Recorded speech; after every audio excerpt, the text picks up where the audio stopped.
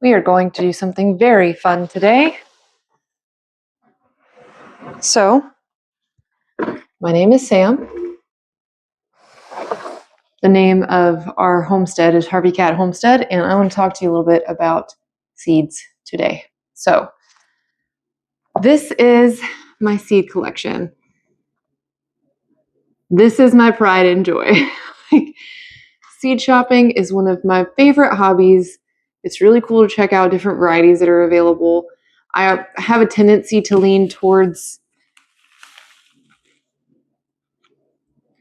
why can't I think of the word? Oh my goodness. That's hilarious. Heirloom seeds. Thank you, Baker Creek Heirloom Seeds, because you just gave me the name. Anyway, heirloom seeds. It's what I really like. So that's what most of this is. I do have hybrid seeds as well. Anyway, that's fine. Anyway, I want to show you a little bit. It's getting to be time to plan the fall garden. So I wanted to show you how I organize my seeds.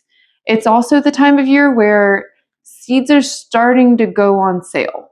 So it's really something I enjoy doing is buying kind of like a fairly large amount, honestly, of stuff that's on sale that is marketed for this year and using it next year. So, and I don't usually use 100% of my seed packets either, which is why these are sitting out. These actually are from when we started our onions, and they are ready to go back into this container. These other guys are set aside because I have other plans for them. So we're not going to talk about them today. But I guess I could say it's a good example in terms of just the way I've got it. I've just got a rubber band around it. I've got one going this way and one going this way, just so that they stay together. And I have one that plans, obviously, this says DS on this little piece of tape. So this direct sew, that's what that means.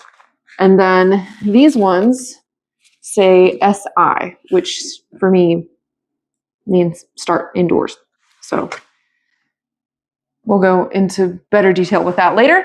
But today we will talk about my seed storage. So as you can see, the colors in these are different. Actually, these are the exact same item that I purchased from Hobby Lobby. These are photo storage bins. So, initially, these got, this is 2 packs put together. And so the colors were all even, between the 2. So I've just used the colors to do some color coding.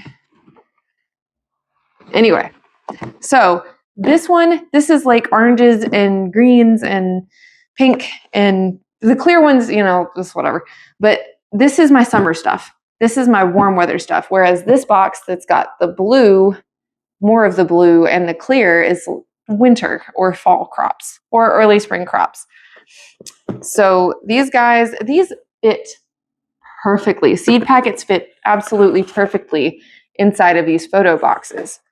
So and there's a variety of different sizes and shapes of seed packets depending on where you purchase your seeds. And this one, I can show you an example. This is the only seed pack that's in here is asparagus. This says perennial veggies, and this says cool or warm, but a lot of these, it specifies warm on there. And all of the ones that I have in this box are warm season crops. This one's actually a bit more of a blend because I have a wider variety of warm season crops than I do cool season crops. I say that. I just have more things crammed in the same boxes because, greens are a big cool season crop, and I just kind of have this labeled miscellaneous greens. Now, I do also have one that's lettuce and kale specifically. But this other side, these clear ones, these are mostly flower seeds, actually. So I've got them organized from cool to warm. I can just pick this up and bring it closer to you so that you can see. So I've got them organized from cool to warm. And ones that I have a whole lot of, like zinnias, they have their own space. But aside from that, it's just kind of whether it does better in the cool or the heat. And then if it's an annual or if it's a perennial or if it is specifically a good pollinator plant. There are other ways to organize flowers. Flowers are not the majority of what I grow. So that's why this isn't like a huge priority for me. Whereas my veggie seeds are much more, I've taken more care in terms of their organization, and they clearly take up a lot more space because I just have more of them. So what we are going to do today is I'm going to go ahead and stick these onion seeds back in here. So I have these organized. The onions go in with my radishes, and when you have it doubled up like this, you could use an actual labeler too. Like obviously this is just masking tape with a Sharpie, which works really well, is really quick, and is cheap. So use what works for you. I kind of have this split. So the radishes, well, I thought I had. Ideally, what happens is I have the radishes in a grouping together and then the onions in a grouping together. I'm not sure why this is not the case here, but so let me stick our onions. This whole stack is onions. And then we've got all these radish seeds. That is a bunching onion and a leek. A leek is obviously not actually an onion. It is an allium. So it's in the same family, but it's not exactly the same thing. Okay, all the radishes are together. And now we'll put all the onions in the box. Bunching onions, leeks. Yeah. So whenever it's time for me to start planning, basically what I do is I just get out these boxes and I start pulling things out. Like I just start looking around. So I obviously come to this knowing what I want to eat, at least. And generally those are the majority of the seeds that I purchase. But then also I like to experiment. That's how we learn, that's how we grow, is we test boundaries. So something like this miscellaneous box would be something I probably open this box more than any other box in here because I'm like, ooh, what did I pick out that I wanted to test that I haven't tried before? So I've got things in here like jicama, I have artichokes, cardoons, eggplant, and then eggplant could probably go. Like I could probably have like a miscellaneous nightshade box or something like that. I've got loofahs in here. But the other thing is, you want to organize this in a way that you understand it. And that's going to be different for everybody. And then there are also things to consider, like if you have a lot of like peas or beans, they take up a lot more space. Like my green beans, it's pretty full. Like I kind of had to cram it in there to get it shut. So I don't know if you can tell, that's kind of bushy. That and corn seeds can be pretty puffy too. So if you have a good variety of that, you may need to come up with something different. So initially I had all of my beans together, including my shell peas. So this box is also full. So what I decided to do to ameliorate the problem of that box being too full is I separated it from green beans and shell peas. Pretty simple. So just like anything else, as you move through it, as you use it, you're going to figure out how best to organize things. And obviously I didn't start with 2 boxes. I started with 1, and I basically had one little box that was all fall and winter seeds. And you're not necessarily, well, you could.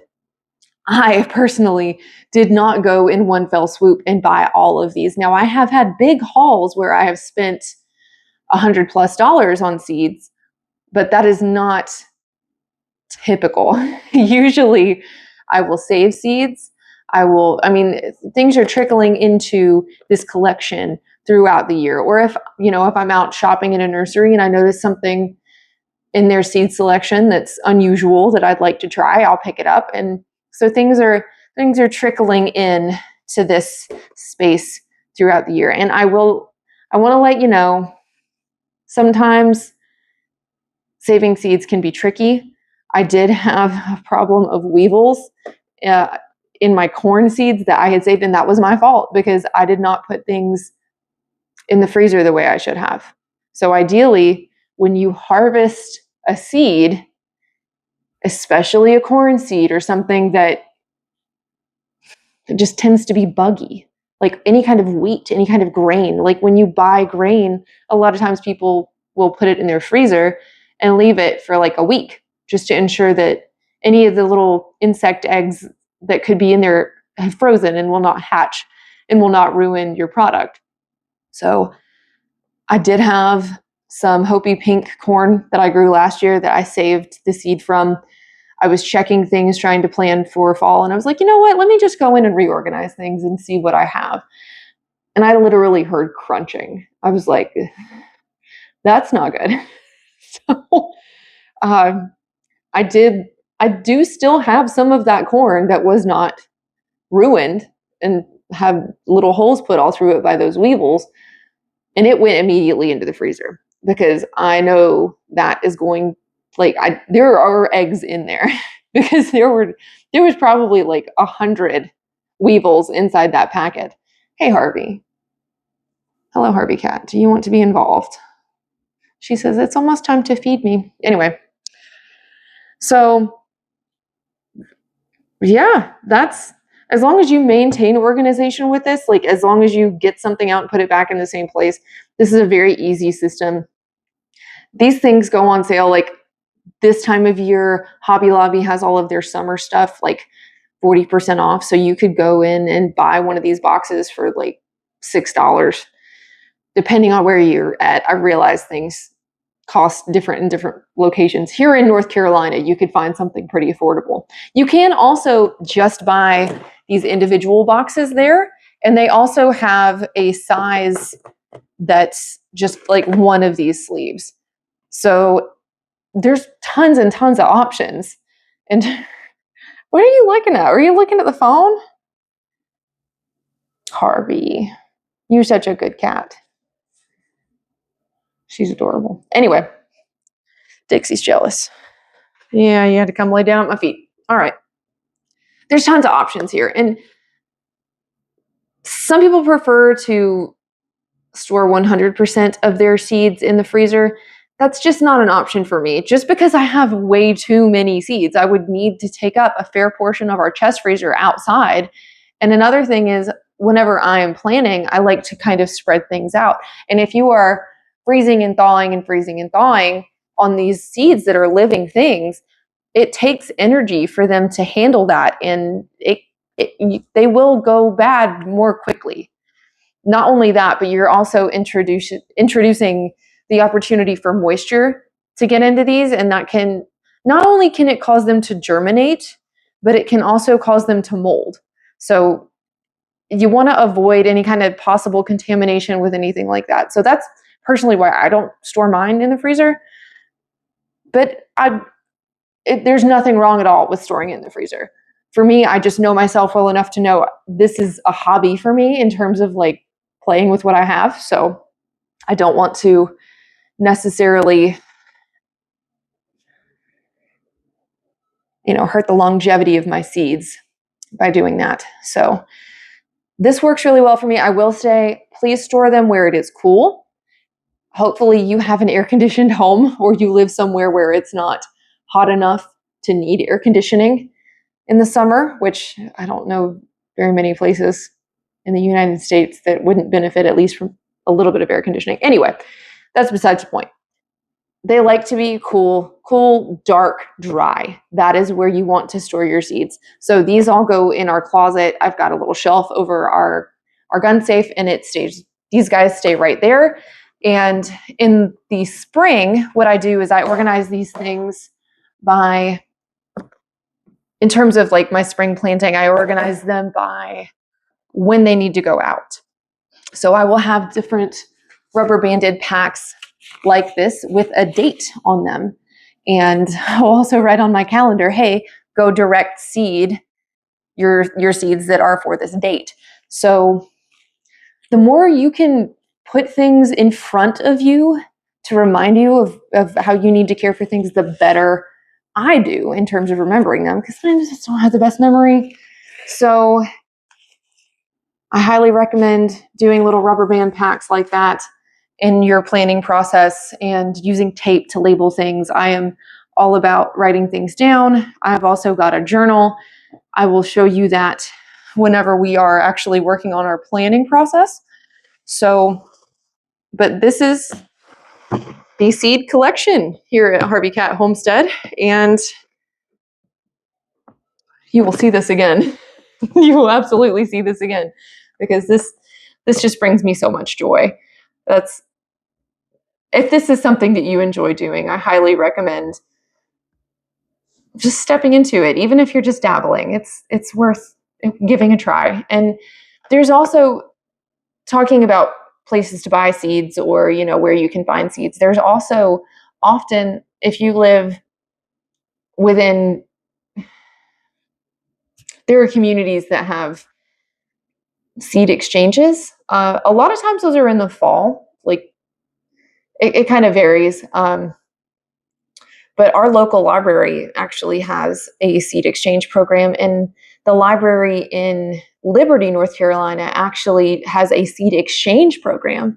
So depending on what your local resources are, there may be people that are happy to share. I've got friends that are gardeners that are happy to share. We do sweet seed swaps at least every couple of years, if not every single year.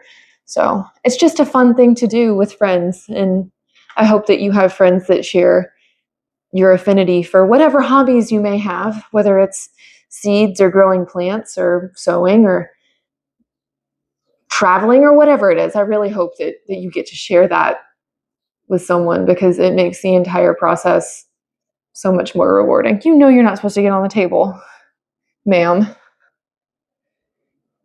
She's a troublemaker. She's a troublemaker, little Harvey. Okay, well, that's really all I had for you today. I will come at you soon, ma'am, with more information about planning and how to plan. And I could even give you some tips on how to shop for your season that you have coming up. So yeah, this has been Sam here at Harvey Cat Homestead. Thank you for hanging out with us today. I really appreciate you, and I hope you have a great day. Bye.